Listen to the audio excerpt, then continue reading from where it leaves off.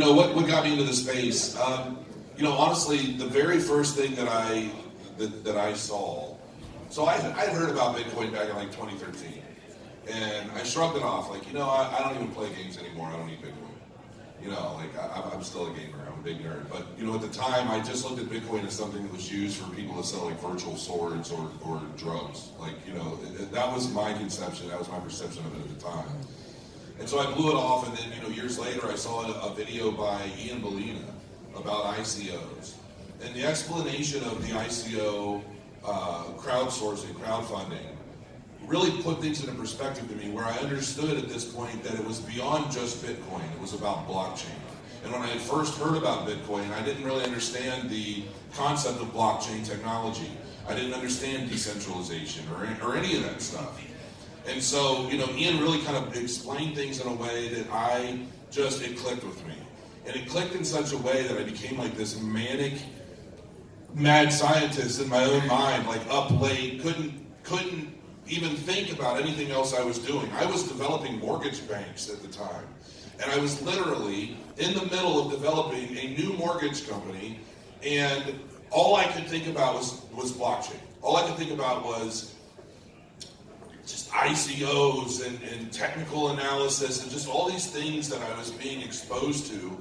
And that's where it started. And then from there, I just started looking at other YouTubers. I just started using YouTube or Twitter like a few months ago. Like, I had an account from like 2010, and I forgot I even had it. And then I just realized, holy shit, I have thousands of people out here following me, and I'm not even saying anything. So I just recently started doing that. So now I'm getting more into the Twitter guys and kind of seeing what they're putting out there. That's kind of where it started for me, and it really just hasn't ended. And that's it. I think you've had a Twitter account longer than that, though, but it just wasn't you. There's like 30 crypto crows out there. Right. So Yeah. Be careful which one you follow. Pick a platform. There are a whole bunch of them. Exactly. I'm Randall from Crypto Love, and I got into it beginning of 2017. Dude who's a friend of mine, he's Satoshi Dagan, he's a pickup artist, and he told me about Bitcoin and cryptocurrency. He said if you want Bitcoin, you'll be set for life.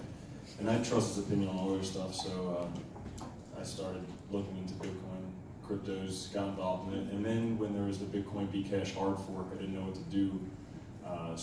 We started researching, watched YouTube, found Crypto Daily, and thought it was pretty hilarious, so I figured, hey, I'll try that stuff, and it's stuck.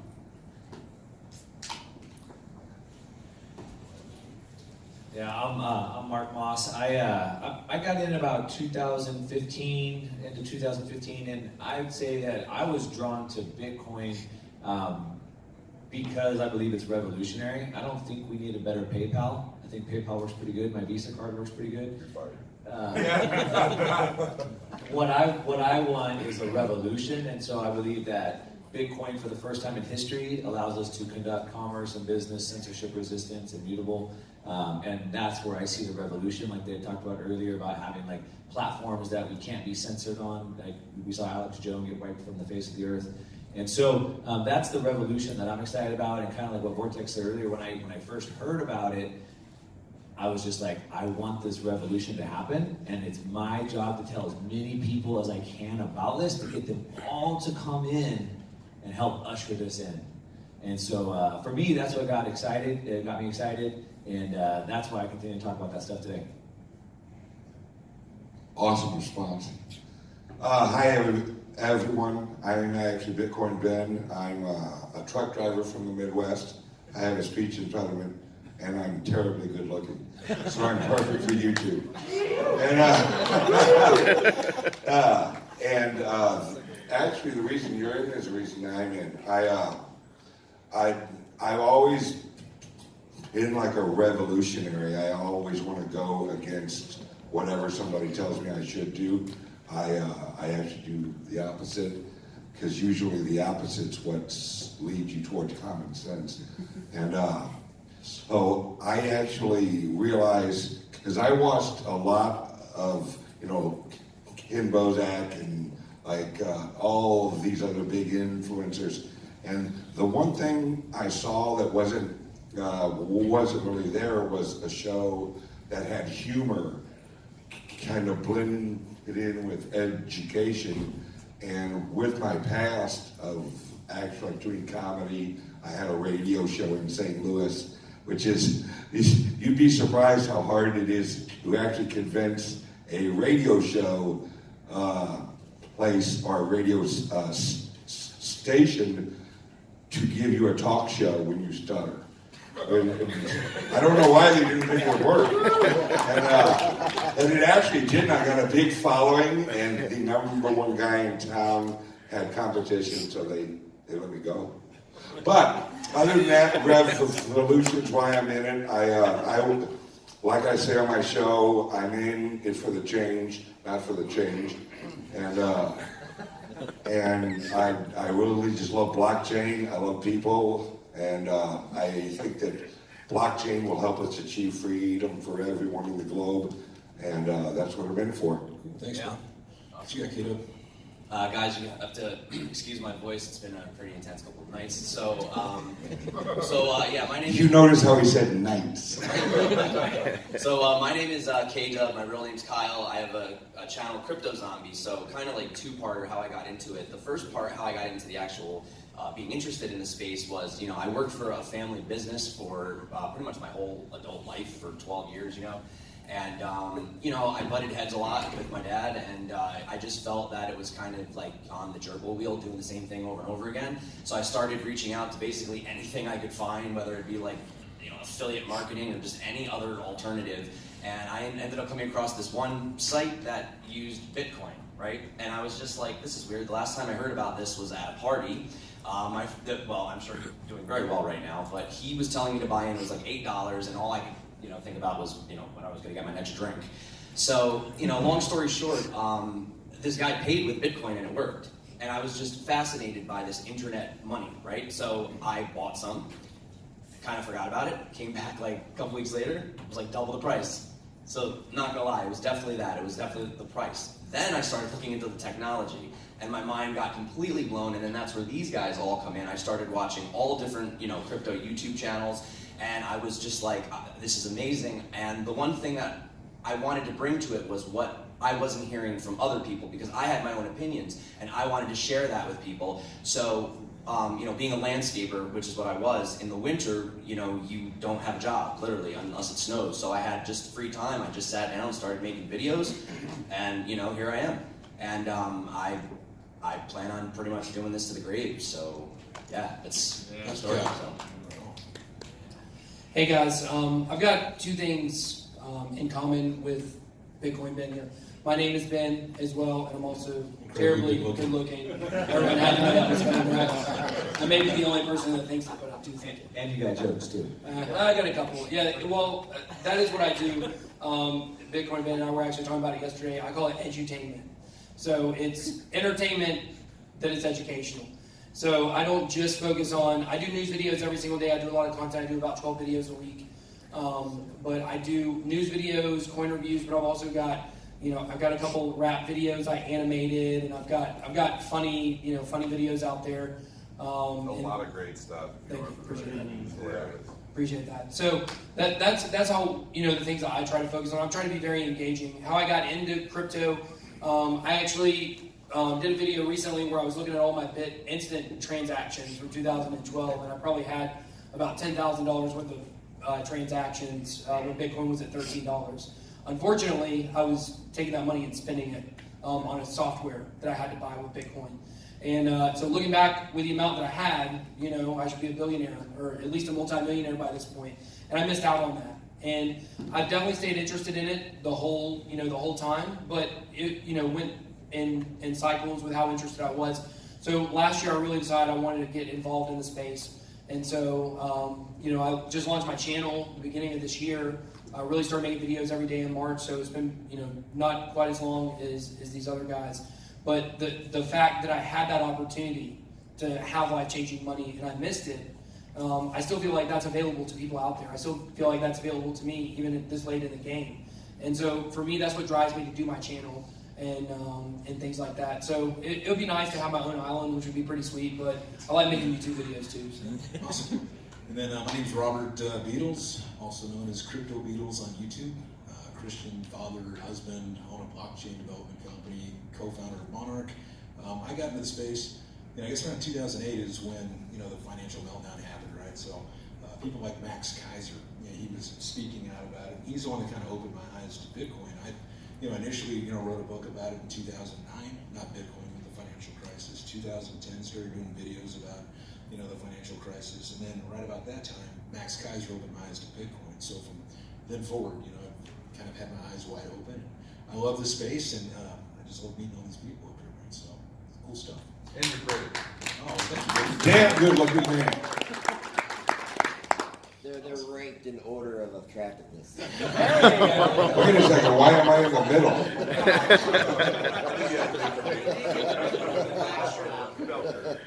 So I guess let's start off with maybe a hard question. So, all right. So we won't ask who's the best looking guy on the stage. I do the toughest question. Right? But no, I guess the tough question would be like, this is actually from Randall. So like, what's going on in the space that nobody's talking about that people should talk about, right? So what's going on in crypto right now that nobody's really addressing or talking about, but people should? I'll go. Right now, there's a project that I was informed about a couple months ago that just announced yesterday. It's actually called Blockchains LLC. I learned about it from a person that was associated with it, and what they did is they had purchased 67,000 acres in Nevada, and they are building a cryptocurrency blockchain city. And the people who are involved are big money. I mean, billionaires. Warren Buffett is one of the investors, which might blow your mind because didn't he hate blockchain? Yeah. Didn't he hate Bitcoin? Yeah, what they tell you, invest. Or what they tell you sucks, invest in. Because that's what they're invested in. So it's like the NBC crypto trader, just do the opposite? Exactly. And this project is huge, and although they didn't announce it yesterday, I'll actually announce it for them. They will be partnering with Google. Their property surrounds Google's headquarters. So if you want to see what the future is going to be, look at Blockchains LLC. Watch that. It's going to be neat. Wow. Randall, what do you got?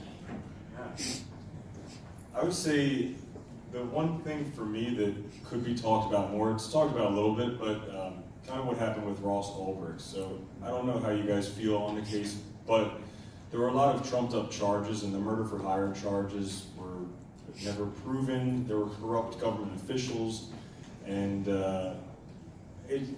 he ended up getting 2 life sentences plus 40 years without parole in prison, when the largest drug dealer on Silk Road got 10 years. And the person who made Silk Road 2.0 served no time. So the sentence doesn't really fit the crime. So anyways, there's a website, freeross.org. You can go on there. You can read more about it, because I can tell you about it, but really you have to, with crypto, you have to do your own research. Don't do what I say. Do your own research. They also have a petition on there to try and get clemency for him, because he's got a walking death sentence pretty much, and it's unfortunate. And I think the biggest, aside from like him being in prison and that being absolutely terrible for him, it also just goes to show how we kind of lose faith in our government, in the justice system, because with cryptocurrency, with blockchain right now, we're losing faith in government money.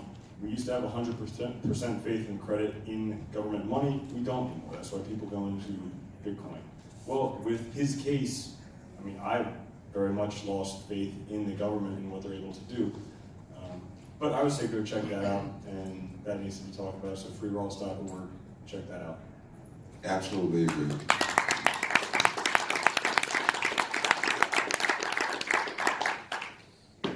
So one of the things that I actually wanted to kind of address, and it's not even in line with what these guys are bringing up, but I want people to really understand this whole transfer of wealth, and I want people to understand what's going on behind the scenes of exchanges, which is over-the-counter trading. And over-the-counter trading right now is 3 to 4 times that of what's happening on exchanges. And the reason for that is because billions of dollars are being traded right now in Bitcoin that nobody sees. And there's a reason for that. Like the big project that you're just talking about. Any of these big projects, these major players, these institutions, these billionaires, that they know what's happening and they know what's coming. Because they are all friends, and they all snort the same Coke and drink at the same parties, and they all know what's going on. Yes, and the reality is that these people are ultimately, in a sense, not just working towards capitalizing on what they know is soon to come, but keeping things outside of the reach of everyone else. And I think that one of the big my wife has put up with my manic psychoticism for so long now in this space because, when I was first really exposed to this and I really started clicking and the technology really started clicking in my head, it was such a driving force because I saw this transfer of wealth from the powerful that have been pushing us down for so long and putting the resources into the hands of people that actually have a fucking heart. Yeah. Yeah.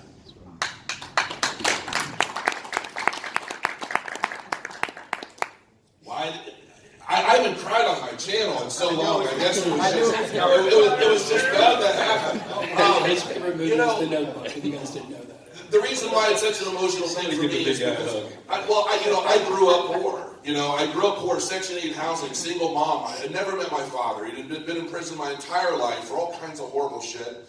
And it's like I grew up in rough areas, and it's like I understand the heart of those with nothing. And the majority of the people that have nothing have more compassion than every one of you sons of bitches recording this is good.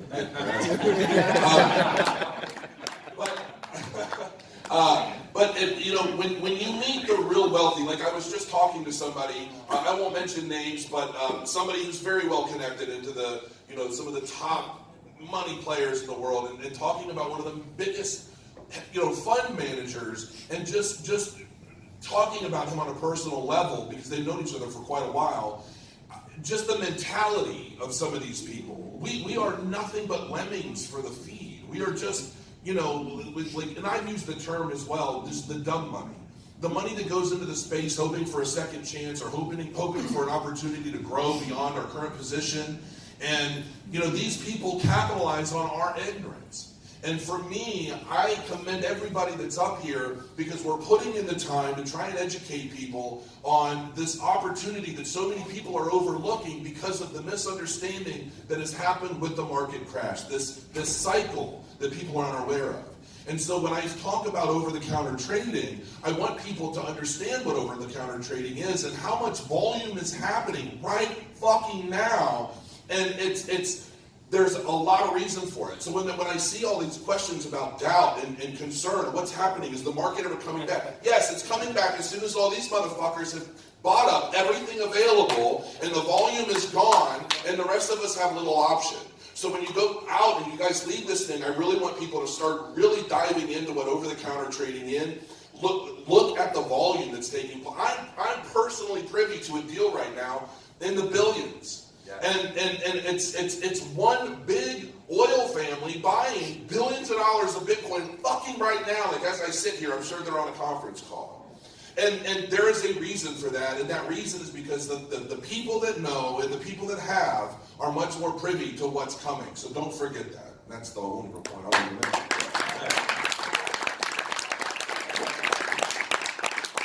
That's a big point. That's a good point.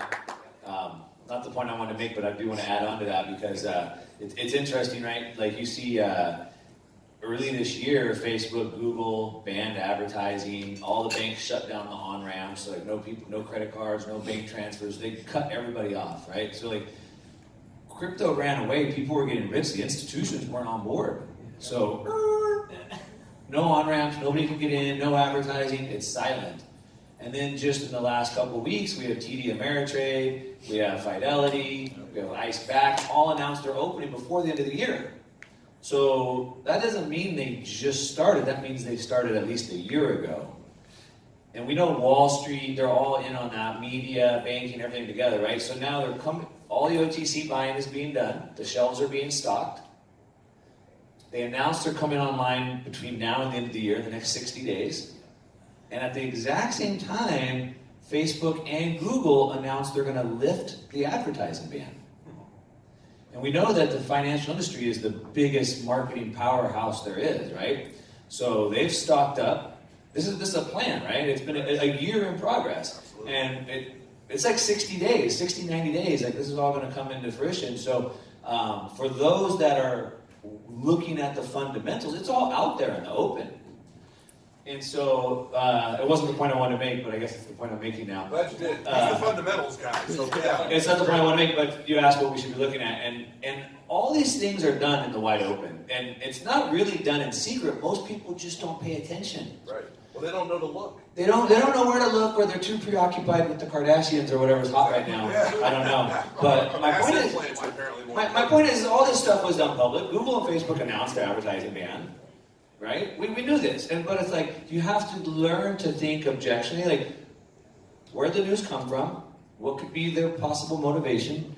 And what fundamental analysis is looking at a law, a rule, and then projecting into the future what that will mean, right? So for example, June of last year, 2017, the SEC put the industry on notice saying, hang on, these ICOs might be securities. So that was a fundamental piece of news that we knew would affect the ICO industry 6-8 months later, right? So you have to learn to look for these pieces of news and then think about it. Who put it out? What are the motivations? And what are the implications into the future so that you can be positioned properly, right? So if we know all this is happening, you can buy Bitcoin right now for $6,000. And when all this is said and done, in the next 90 days, it could be $12,000, $15,000, $20,000 possibly. We're not trying to speculate in the next 90 days. For me, it's much further, 3 years, 5 years, 10 years. But look for the signs. It's all around, like you said. It's not going to fail. Like Goldman Sachs is the financial industry. They're not subject to whims of the regulations. They create them. They don't go spend $1 billion to get into an industry that's about to go to zero. Right. They don't do that. They're not guessing. They create it. So pay attention. Keep your eyes open. Learn to think objectionably and think longer term, and you'll be okay. Great points. Great points. So, Ben, you wanna go? Yeah. I think that one thing I'd like to say, which is on basically a totally different, vein of thought here, which is one of the biggest things happening in cryptocurrency right now is happening in this room. It's happening at this hotel. It's happening at this conference. And that's the community of what is going on in crypto. You'll see people say things on Twitter, wherever it might be, like, oh, Bitcoin's going to go to zero. I know for a fact it's not. Because I know people are invested in it, and I know that they're not selling, and I know that they see the long-term vision of what we're doing. That's why what Bitcoin Ben was talking about with the blockchain LLC, I read that article yesterday. It sounds like Ready Player One or something. It's really crazy, what the future is going to hold. But, for me with my channel, I really enjoy this time where I'm able to talk to my followers. I'm able to, communicate with my subscribers in live chats. A lot of times when I'm doing a live video, I'll try to hit every single comment if I can. And that's a really special time for me. There's guys like Randall and Jason over there that they can't do that. They have too many followers. They physically cannot, respond to every comment they get.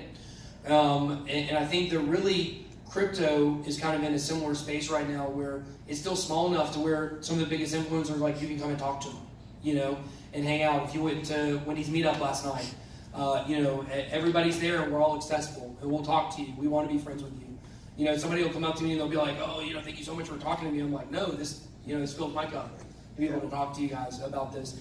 And I think if you're not part of this community, if you're just here as an attender or someone watching, on some platform right now, what can you bring to this space? Because I believe personally that whenever this next bull run hits, whether it's in December, whether it's February, whether it's 2020, whenever it is, whenever this next run hits, after that is going to hit an oversaturation point.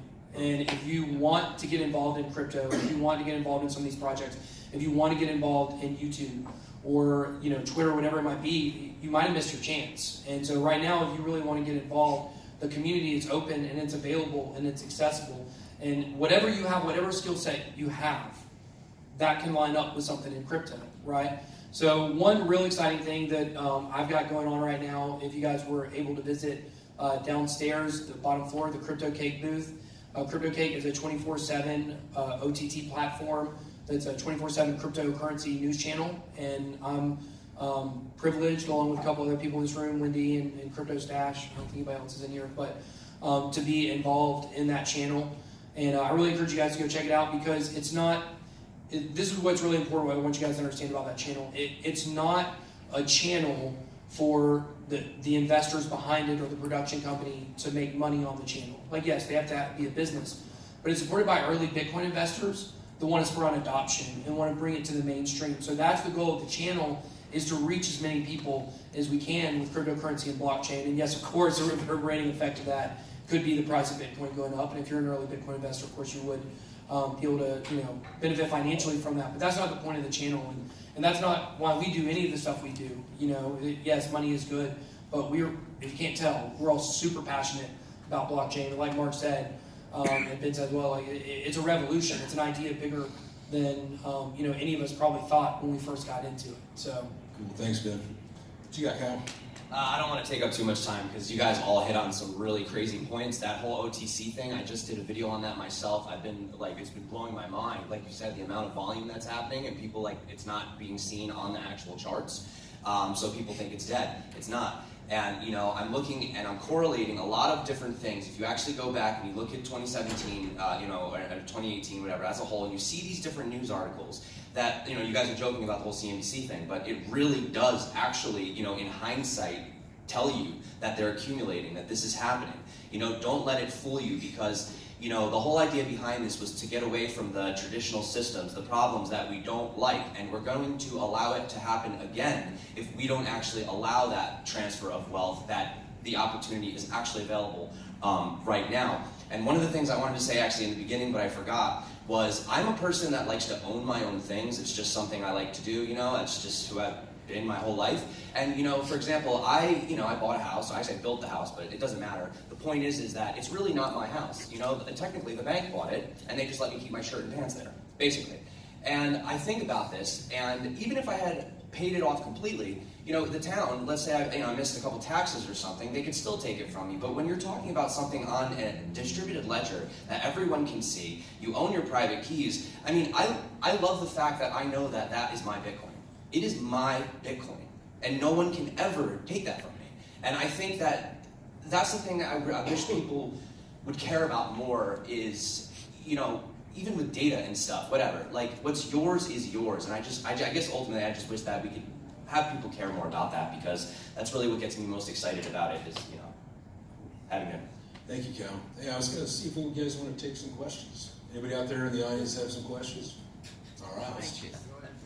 Of course.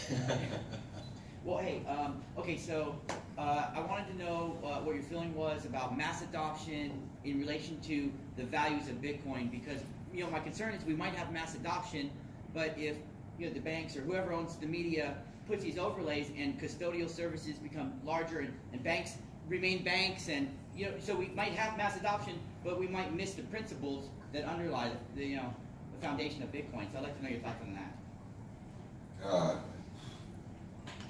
It's a choice. You have to choose. You have to choose freedom. You associate with platforms that are freedom linked. They're freedom based. One thing, and brother, I'm right there with you. I cry on my show. Cry, literally. Yeah, he has no tears because he has no soul.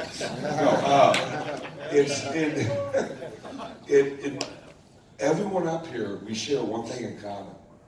And if I start crying, you better cry with me. We do our shows every night that I do a show. It's me relating my life to, damn it. So All right, what really got me involved was actually my dad. I lost my dad a while ago. And he retired a poor man.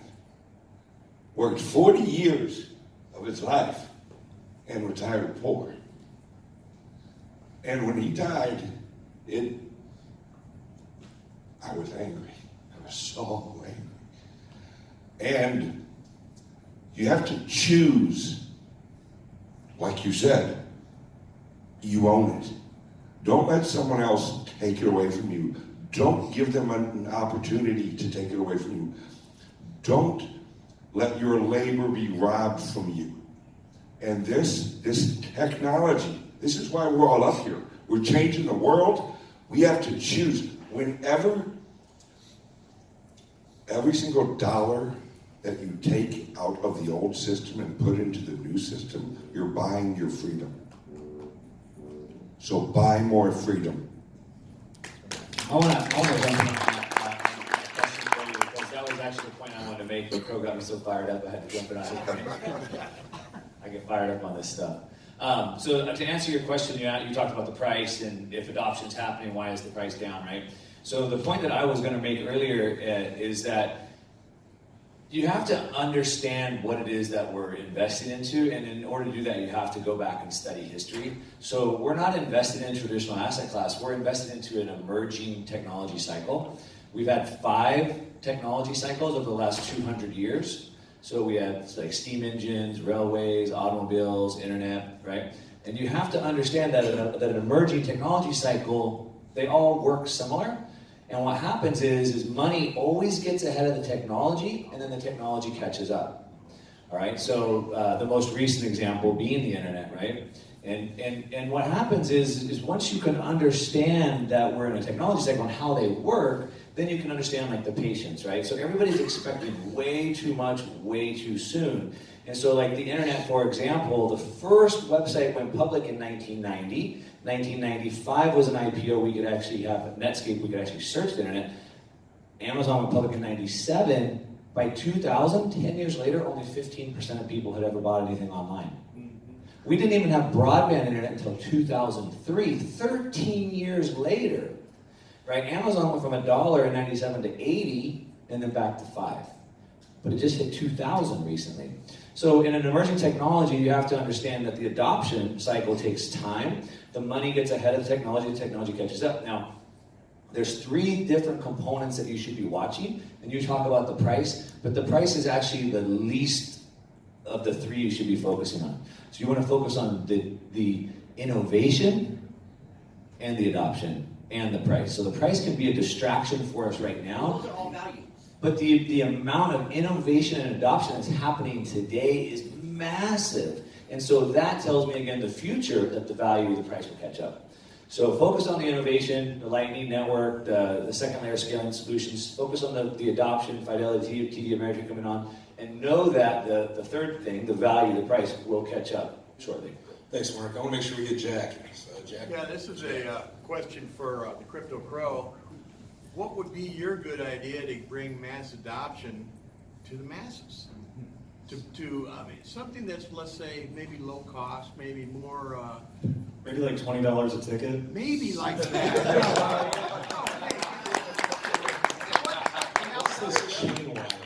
And what the hell's up with the damn unicorn anyway? That's for you. Unicorns are beautiful. About the unicorn? I actually think the unicorn is great. I told him for his Halloween costume he needed a rag, like rainbow flag dragging the Bitcoin behind him. I thought that would be perfect. But okay, so here's the thing. When I think of mass adoption, I think that the number one thing that okay, so when I think about mass adoption, I think of 2 different types of people. You have the investors, the speculators, the money people. The people that are led by either one of 2 types of investment. Either pure greed and speculation, or the desire to change one's life. Okay? And cryptocurrency is becoming this avenue for people with little to create a lot. okay? Because these are people that are getting in at the ground floor of something astronomical, and the people who are putting the time in to really educate themselves on things are going to be the front runners in being able to change their lives. And that, you know, taking somebody like me who's grinding out 6 figures every year, you know, which at the time, you know, to some people, you know, making 6 figures sounds like a lot, but when you've got a big family and just a lot of responsibility, it's really not that much. And, you know, even at a 6-figure income, I was living check to check, and it was a struggle. And every penny you spend is like a worry, you know. And luckily for me, my wife married me fat and broke, so I know it wasn't about the money, right? So, but you know, when I saw the opportunity to get into something, you know, I missed the .com bubble. You know, I missed being able to get free domains just to populate the internet. You know, I missed so many opportunities in my past because I lacked the foresight. And I've always said you can judge somebody's intelligence by their foresight. And so, you know, when I saw cryptocurrency, I realized this was something that was going to change the world, and I'm going to be a part of it. Then there's the other group. The other group are the ones that are already so focused on their daily grind that they don't necessarily have the means or the time to research, to educate themselves properly on what's coming, what it is. And those are the people that are going to be reached by use case. Those are people that are going to be reached by being able to achieve something with an underlying blockchain layer they don't even know is there. And then learning about how things work over time. And so, and the other thing, honestly, is just accessibility. You know, we're finally establishing custody solutions. We're finally establishing means for the general public to be able to engage in blockchain technology without having to read a book, without having to, you know, watch guys like us explain things, you know, to them in detail. And so we're still at a very, you know, ground level of mass adoption, but I think that, you know, you have to figure out what person are you wanting to reach out to and then speak to them on that level, and that will bring more in. And I think that that's, you know, I think everybody, you know, we had a discussion earlier. Some of us love Ripple, some of us don't. I never really liked Ripple up until recently. And then I said, you know what, I'm just gonna buy it. It was down to 22 cents, and the spread against Ethereum was solid. So I bought a shit ton of it, and within a week and a half, it more than almost quadrupled in value. And I'm like, you know, even when I bought into it, I said, look, I am not a fan of Ripple, but from a purely speculative nature, from that angle, it's a no-brainer, you know. And so I bought a whole bunch of it, and it turned out to be a good move, specifically for the reasons that I told everybody that I was buying it, and you might want to look into it. And so, you know, I'm a different person given, you know, whatever day of the week and whatever it is that I'm doing, so I can be reached a multitude of ways, but other people, they have their own language, and it's just a matter of really figuring out what that is and touching them there. Actually, then Randall, what's up with unicorn?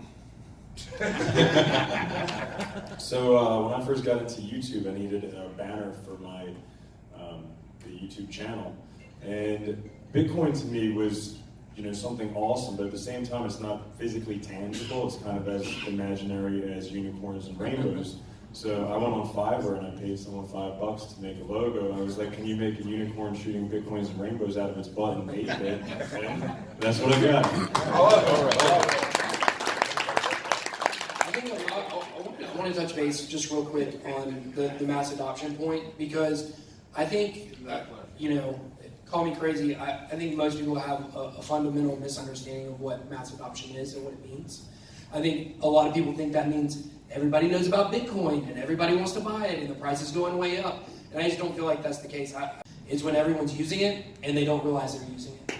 That is what blockchain, that's when blockchain is really going to take the next level. So I think we're going to see that. We're going to see that in gaming. Gaming is going to lead the charge with that. People are going to be buying collectibles and not realize they're using blockchain technology. Walmart, already they don't have a coin. So surprisingly enough, you can have a blockchain and not have a coin, believe it or not.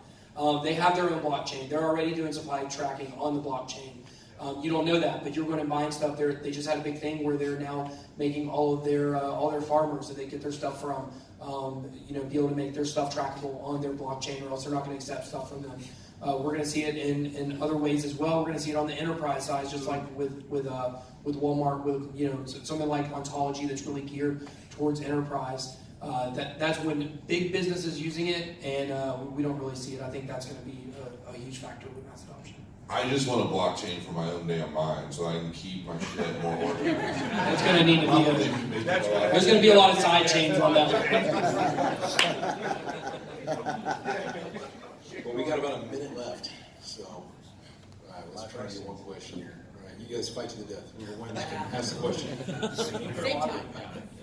What services or tools for creators are you guys excited about? TubeBuddy, I like TubeBuddy if you're a YouTuber. Services or tools? I don't. Yeah, I mean, it sucks because I would love to go to a more decentralized platform, but unfortunately, you put your video on DTube and you get like no views. So I don't know. Yeah. Right now I use YouTube, but hopefully once people actually let me say this. The thing I wanted to say is what Ben said. You hit the nail on the head, man. They gotta have something that they don't realize that they're using it. Okay, that's the thing because I have like little sisters. They're on their Snapchat doing their thing. They really don't care. They're only gonna go to the next platform if it's something that they're used to. You're not gonna switch to something just because it's decentralized. You're gonna switch to it because it's either cheaper, faster, more secure, or it's fun, or you like it.